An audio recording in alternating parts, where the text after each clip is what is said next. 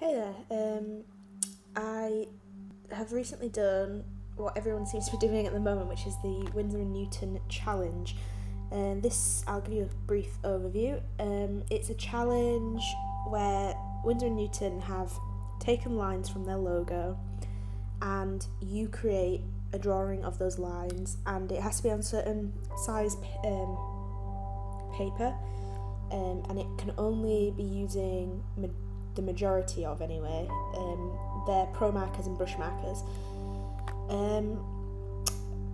I'll put a link in the description on where you can have a look at the guidelines for this challenge and enter. And the winner wins a full set of Promarkers and a full set of brush markers. Two of the runners-ups win a set of brush markers, and the other person would win a set of brush markers. I'll get onto the artwork a little bit. So I actually streamed both the designing process and the colouring process of this on Twitch, so make sure to check that out, because I will probably try and stream once a week when I'm not in uni. So please come and follow me on that, and you can probably see my progress during certain artwork. So I immediately noticed, I actually drew like an eye first. It looked awful, so I immediately noticed that this curved edge looks like the wrist of a hand. So I kind of drew a hand and I flipped that curve out to be a finger, and then this is how the hand kind of looked, and I liked it, so I kind of went with that. And at first, the lines at the bottom, which now make up a mountain, I originally thought could be like the thigh or the bum area of a woman, and that's her calf on the right, and her hands on it. And I came up with several ideas, but this one was the one that I liked the most. So obviously no one's hand is large enough to walk on mountains, but it's not supposed to be real, clearly. So I just came up with the mountain idea and clouds for the back. It's just that it was simple, but I thought it looked effective. And anyway, so I coloured it in with my Promarkers and brush markers. A lot of them are the old Promarkers and Flexmarkers, but same difference. It was a slow process with a lot of layering, because I did it on canvas paper like I always do. This is actually the last bit of canvas paper I have, so it might be a little while until I get anything, because I am low on funds at the moment, so I cannot buy another roll of canvas paper for a while. So this is going to be it for a short while with doing canvas marker art. But anyway, I'll try out another thing. I've got Bristol board and things, so I'll do something on there.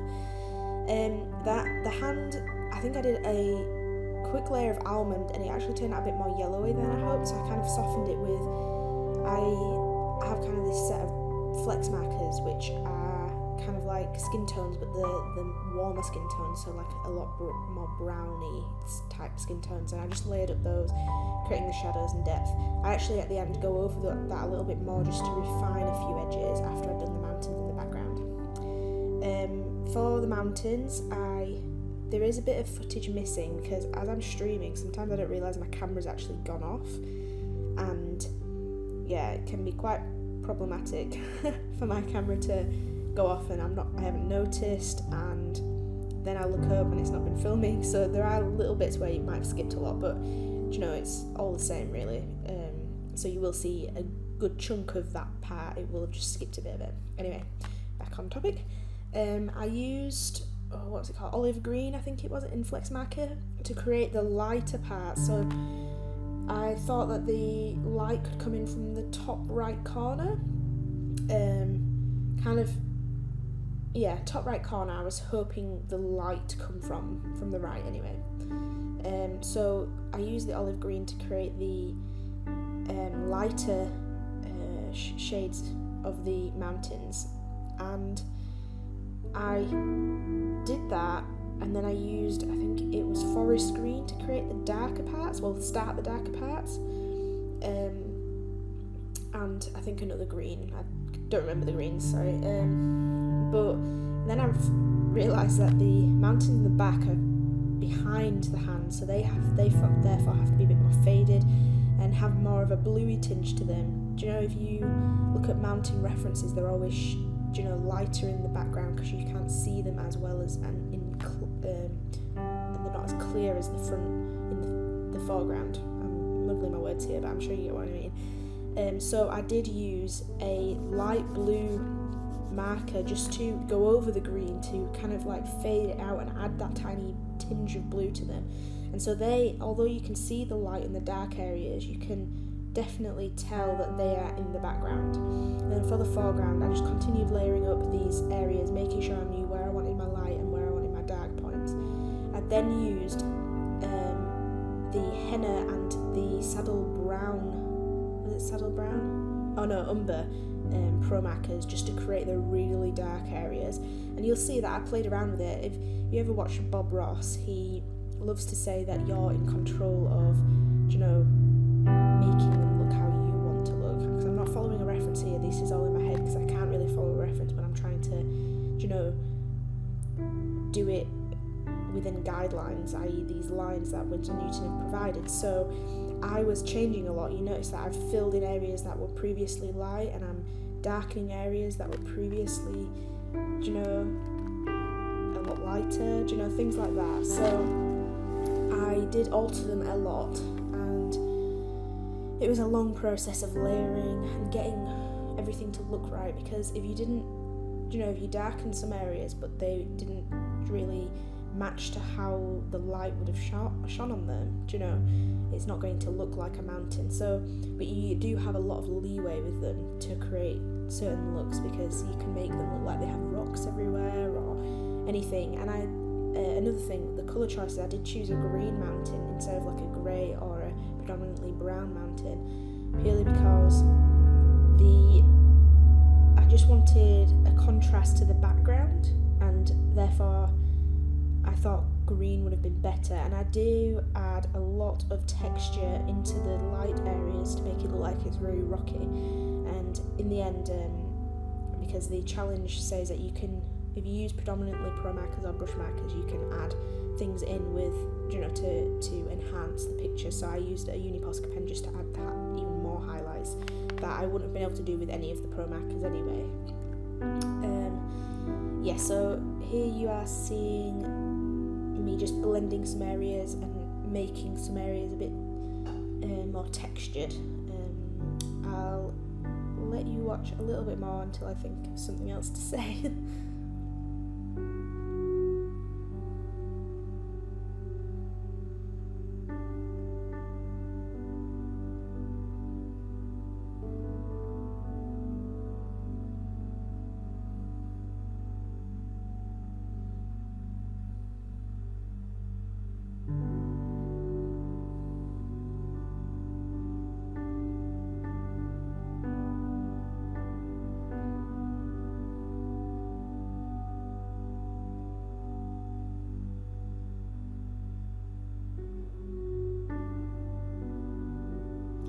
I actually had to use a bit of cellophane underneath my right hand, because I was actually picking up colour on my hand. It's still stained now on my hand, and it'll probably stay there for a couple of days, but I was worried that I was going to smudge it a bit too much. There you see me saying that I'm going to make coffee because I was pretty tired, but yeah. Like I say, this is me filming via stream, so it's not as quick and flowing. I do take a lot of breaks, and you'll probably see that because it's kind of difficult to trim those bits sometimes. But yeah, and sometimes I forget to turn off the camera on those bits. But anyway, you should, on the note of Twitch, you should really come and check it out. Like I said, it'd be nice to chat to people, and I'm not saying I'm the best artist in the world, but if anyone needs help with certain things, I can help as best I can, and I'm really open to people helping me with stuff, because I had one particular person who was chatting to me on Twitch with this piece and telling me a bit later on that the clouds needed a bit more depth, things like that. So it would be really nice if some of you could join me. and have a chat.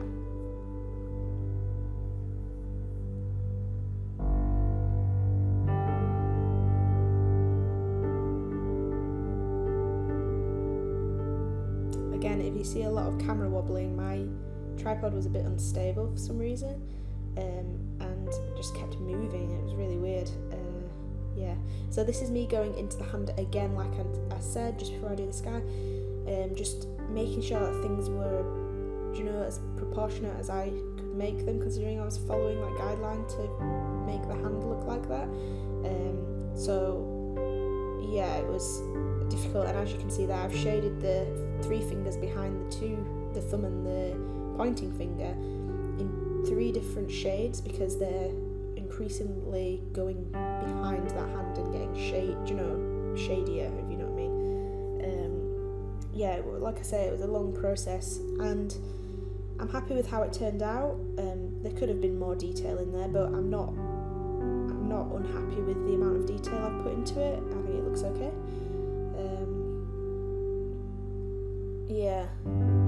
I'll let you watch until I start the sky.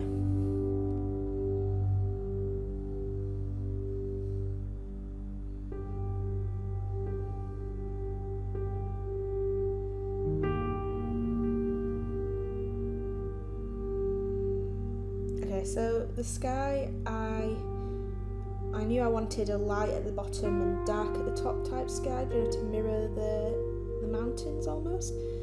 So I started off with, I think it was a limited edition colour, I don't remember what colour it was, like grey squirrel or a bluey tinged one. And I just outlined the top of the mountains, kind of shading, blending out some of the pencil that dragged into the back, like you saw that little patch of grey. Because the pencil, on canvas paper, the pencil really, really does smudge really bad. And sometimes it can add to it, like when you first saw me do the hand, it can add to the shading of the hands, but then sometimes it can also make your hand look dirty, as in the hand that I'm painting, or your picture look dirty. So you really do have to be careful where you want to keep the pencil dark and where you have to try and rub it out as much as possible. But again, on canvas paper, rubbing out pencil is very, very difficult, so I would suggest, if anyone's going to try this, to have a very light hand when sketching with pencil. So here I'm blending in that kind of grey colour with a blue, and again with canvas paper the ink stays wet.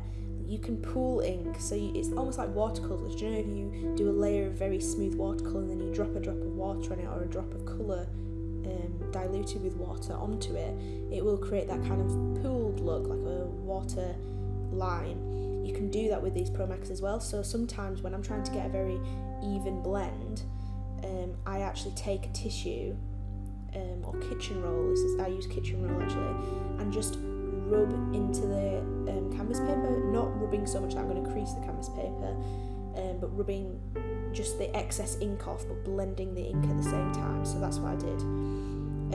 That's why you'll see that a lot. And again with the clouds, I left white in the main clouds, and then added the kind of background colour to them, and like a very grey colour, and used my colourless blender a lot here. I actually didn't use my colourless blender that much with the rest of the piece, and I used my colourless blender to lift some of the colours elsewhere as well. And I add a little bit of yellow Promarker into the edges of the cloud to almost show that there's sun shining off them. And I just layer it up to create dark points and lighter areas, and then you'll see in the end I use my Posca white pen again just to enhance those highlights, and I do that throughout the whole piece, so that will be the final thing. So that's basically everything I did. I will give you a quick overview of what I thought. I enjoyed it. It was very challenging at first, but once I'd settled on an idea, with most people probably think the same, it became a lot easier. I don't usually work on such a big piece. I usually have it a tad bit smaller, so it was very difficult to fill the spaces. Also my blending wasn't the best on this piece, I will say, but yeah, it turned out great. I do like it, and I've already entered it. You can enter on Instagram. You use the hashtags the Winsor and Newton challenge and hashtag inspired by Promarker. Those are the hashtags you put on Instagram. You can only enter via Instagram. Yeah, so there's more guidelines on the website, but I'll put a link in the description below for that. Yeah, so I don't know if there's anything. For the other clouds, I just took off a bit of the ink with the colours blend and then added, some yellow and some darker areas, and then more highlights with my uni Posca after that.